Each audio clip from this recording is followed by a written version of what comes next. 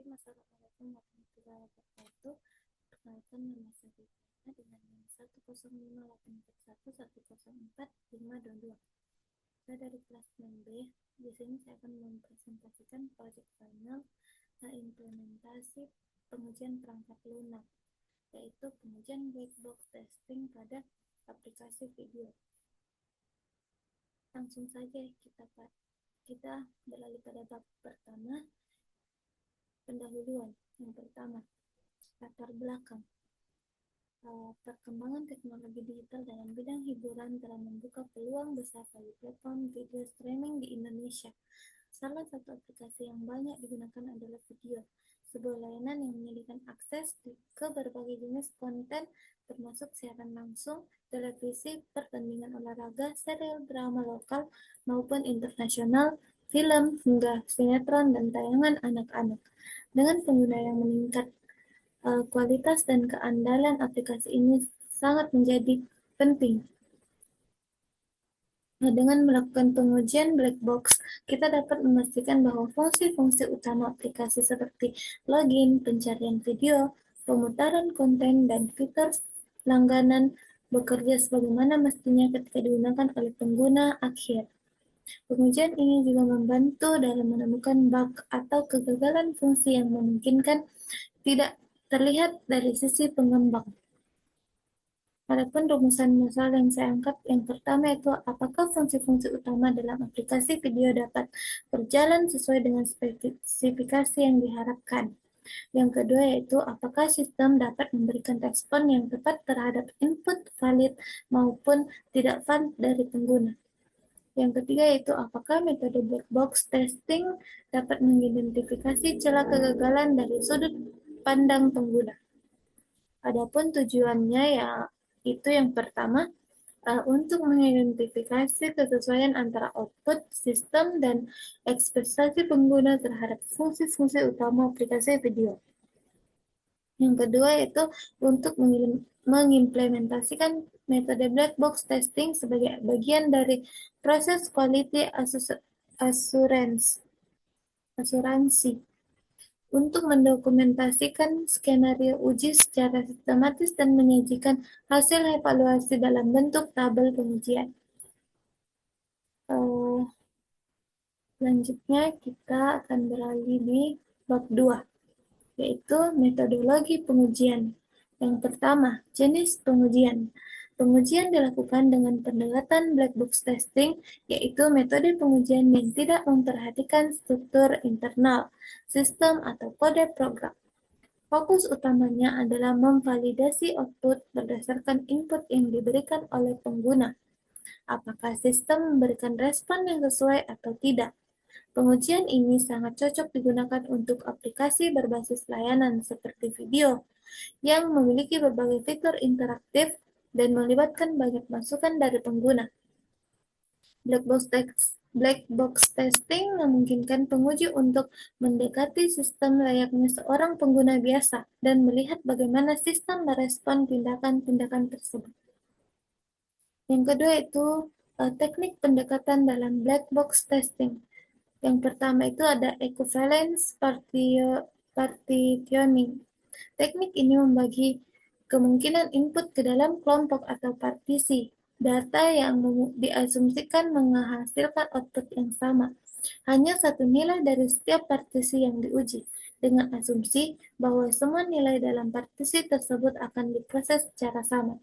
Contohnya yaitu pengujian pada fitur login dengan email kosong invalid versus email valid atau valid. Yang kedua itu Boundary Value Analysis atau BVA. Teknik ini fokus pada nilai batas atau minimum dan maksimum dari input data. Hal ini penting karena kesalahan sering terjadi di titik-titik batas input pengguna. Contohnya yaitu pengujian panjang karakter pencarian film, 1 karakter batas bawah, dan 255 karakter batas atas. Yang ketiga yaitu Decision Table Testing. Teknik ini menguji berbagai kombinasi kondisi dan keputusan dalam sistem. Setiap kombinasi menghasilkan output yang berbeda. Contohnya, kombinasi kartu pembayaran valid dengan kode promo aktif. Hasilnya, diskon berhasil diterapkan. Yang keempat itu state transition testing. Teknik ini menguji perubahan status sistem berdasarkan aksi pengguna. Setiap status akan berubah berdasarkan kondisi dan input yang diberikan. Contohnya itu, dari status belum login, berhasil login, ke menu beranda, dan mulai nonton kemudian logout. Selanjutnya itu prosedur pengujian. Langkah-langkah yang dilakukan dalam pengujian ini adalah sebagai berikut. Yang pertama yaitu identifikasi fitur. Menentukan fitur-fitur utama dalam aplikasi video yang akan diuji, seperti login, pencarian konten, pemutaran video, langganan, pengaturan profil, dan sebagai berikut. Yang kedua itu menyusun test case. Membuat skenario pengujian untuk masing-masing fitur berdasarkan input yang mungkin dilakukan oleh pengguna. Yang ketiga itu menentukan output yang diharapkan. Setiap test case akan memiliki ekspektasi hasil sistem jika dijalankan dengan input tertentu. Yang keempat itu melaksanakan pengujian langsung. Yang kelima yaitu test case dijalankan langsung melalui aplikasi video pada browser atau perangkat mobil. Selanjutnya itu mencatat hasil aktual.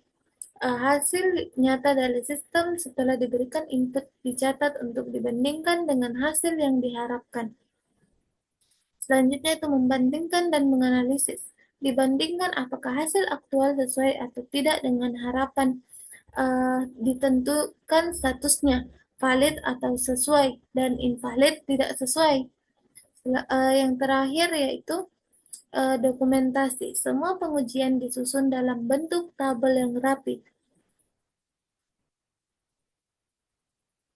dan disertai screenshot jika diperlukan.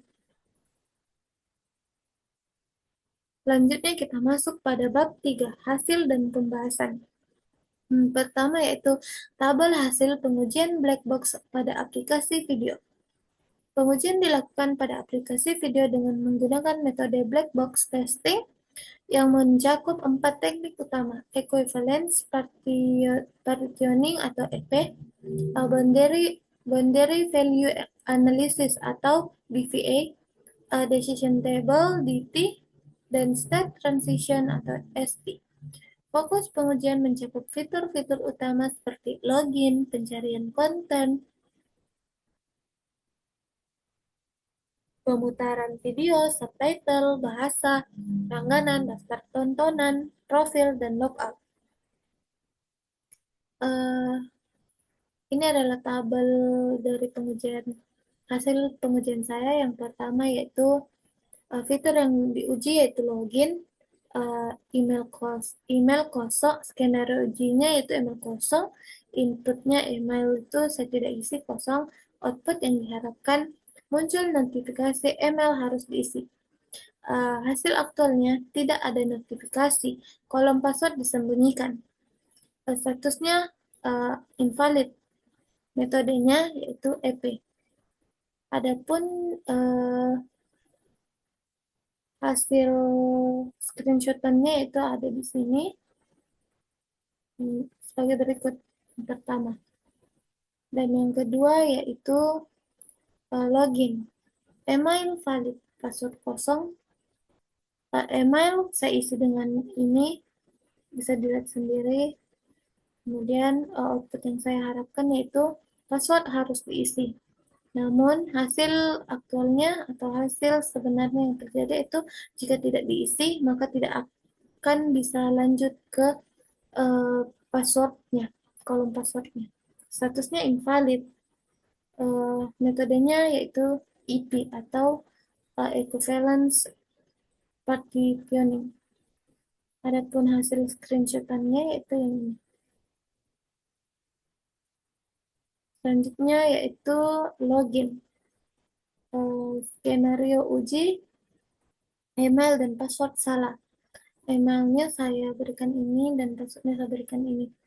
Kemudian output yang saya harapkan yaitu tidak bisa login dan diarahkan membuat akun baru.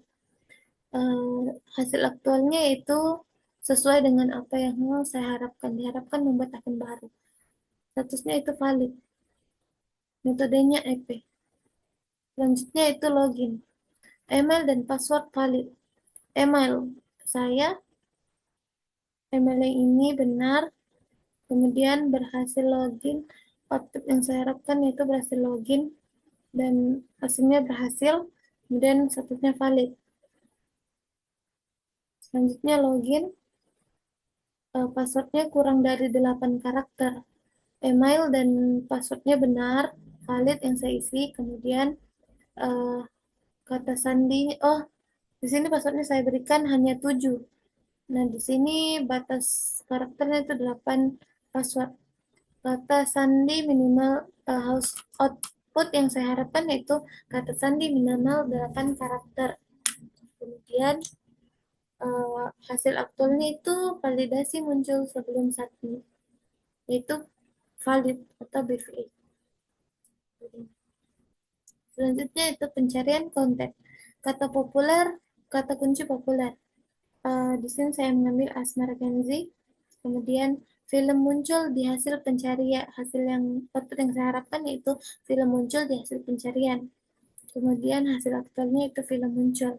Statusnya valid. Selanjutnya itu pencarian konten. Inputnya itu karakter spesial seperti berikut. Kemudian apa yang saya harapkan tidak ada hasil atau pencarian. Uh, Hasil aktualnya itu hasil pencarian tidak ditemukan. Statusnya valid.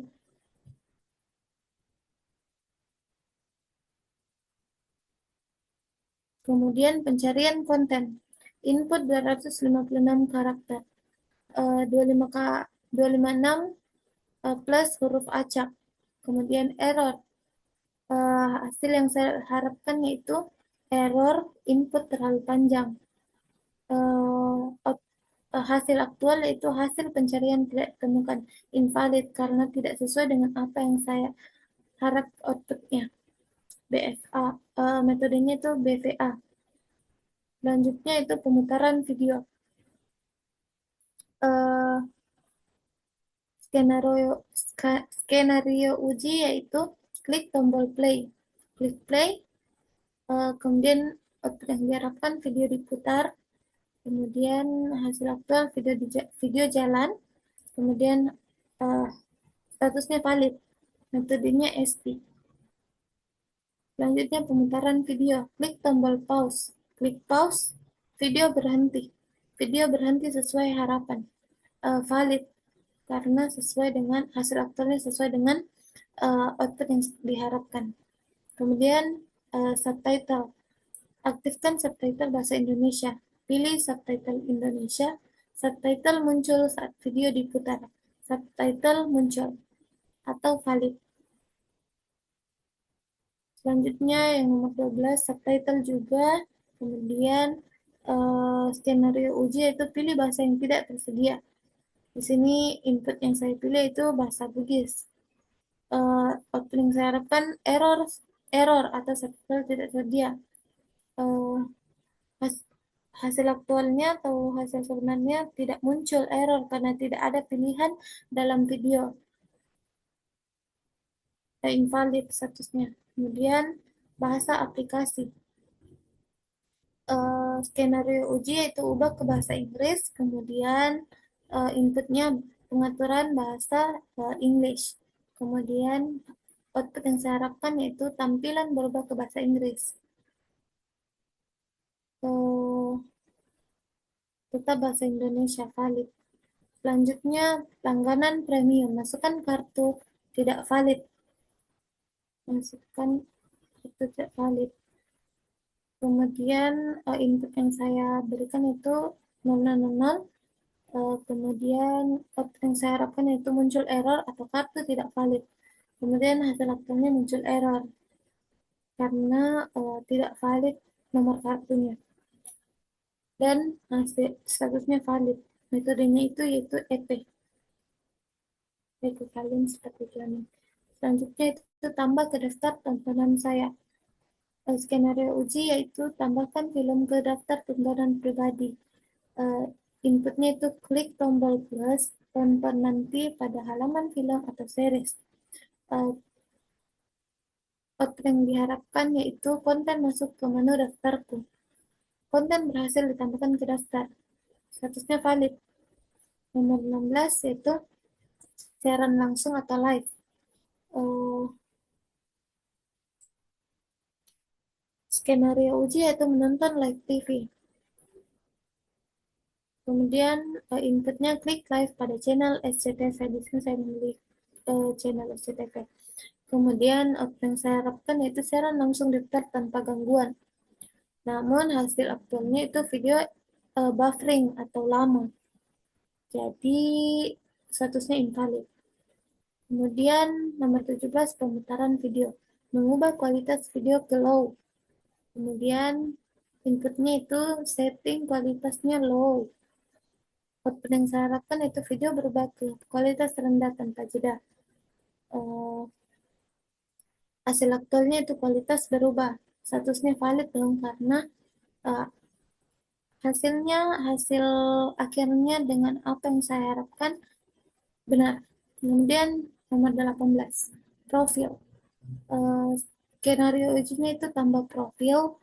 Kemudian di sini saya eh, menginputkan tambahkan VV nama profilnya. Kemudian yang saya harapkan itu profil berhasil dan hasil aktualnya itu profil muncul di daftar.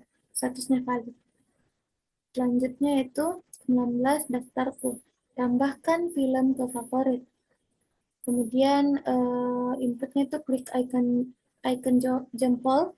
Kemudian hasil output yang saya harapkan yaitu konten masuk ke daftarku.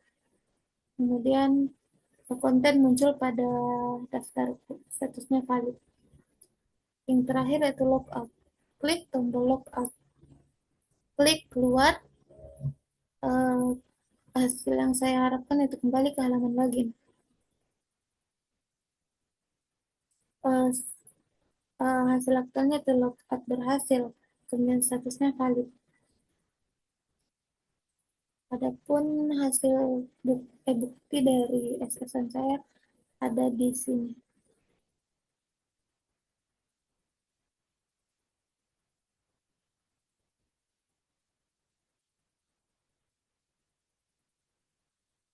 Selanjutnya itu hasil analisis pengujian. Dari total 20 skenario uji yang dilakukan diperoleh hasil sebagai berikut. Total valid itu 15 test case, kemudian total invalid 15 test case. Distribusi penggunaan metode. Metode yang saya pakai ada 4, yaitu equivalence partitioning, jumlah test case-nya 8, contoh skenario-nya itu email kosong, password kosong, karakter spesial. Kemudian yang kedua itu boundary value analysis atau BVA. Jumlah test case-nya itu hanya 2, kemudian contoh skenario-nya itu password kurang dari 8 karakter dan input 256 karakter. Kemudian decision table, jumlah test case-nya juga 8 dan contoh skenario-nya seperti berikut: tambah tontonan dan ubah kualitas video. Adapun metode state transition, jumlah test case-nya itu 8 dan contoh skenario-nya itu login, logout, pause, ubah bahasa, dan live stream. Selanjutnya itu temuan dan evaluasi. Dari hasil pengujian di atas dapat disimpulkan. Yang pertama, sebagian besar fitur utama pada aplikasi video telah berfungsi dengan baik, terutama fitur login, pemutaran video, dan daftar tontonan. Yang kedua yaitu terdapat beberapa temuan yang bersifat kritikal seperti tidak adanya notifikasi saat email kosong dan kolom password otomatis disembunyikan. Tidak ada validasi terhadap input pencarian terlalu panjang. Uh, Terus gagal mengubah bahasa ke Inggris. Kemudian video live streaming buffering lama. Metode state Selanjutnya metode state transition dan equivalence partitioning adalah teknik paling banyak digunakan karena aplikasi video bergantung pada alur antarmuka dan variasi input pengguna. Selanjutnya itu bab 4, kesimpulan dan saran. Kesimpulannya yang pertama, berdasarkan hasil pengujian yang telah dilakukan menggunakan metode black box, testing pada aplikasi video dapat diambil beberapa kesimpulan sebagai berikut. Yang pertama yaitu, aplikasi video secara umum telah berfungsi dengan baik dalam menangani input pengguna, menampilkan konten, serta melakukan navigasi antar fungsi seperti login, logout, pemutaran video, pengaturan bahasa, dan pengelolaan daftar tontonan. Yang kedua itu, dari 20 skenario pengujian yang diuji, sebanyak 15 tes-tes dinyatakan valid yang berarti hasil aktual sesuai dengan output yang diharapkan. Yang kedua itu sebanyak 5 tes-tes dinyatakan invalid yang menunjukkan masih terdapat kekurangan atau bug dalam sistem seperti tidak ada notifikasi kesalahan saat kolom email dikosongkan, tidak ada validasi panjang karakter saat pencarian konten, pengaturan bahasa tidak berfungsi sebagai mestinya, siaran langsung mengalami buffering berlebihan tanpa umpan balik. Kemudian yang terakhir, beberapa error tidak muncul meskipun input tidak valid. Selanjutnya itu metode black box testing terbukti efektif dalam mengidentifikasi kegagalan fungsi dari sisi pengguna. Teknik equivalence partitioning dan state transition menjadi metode yang paling relevan untuk fitur interaktif dan berbasis alur pengguna. Penerapan metode tambahan seperti boundary value analysis atau BVA dan decision table atau DT juga membantu menemukan batasan sistem dan reaksi aplikasi terhadap kombinasi kondisi tertentu seperti saat berlangganan dengan kartu atau kode promo.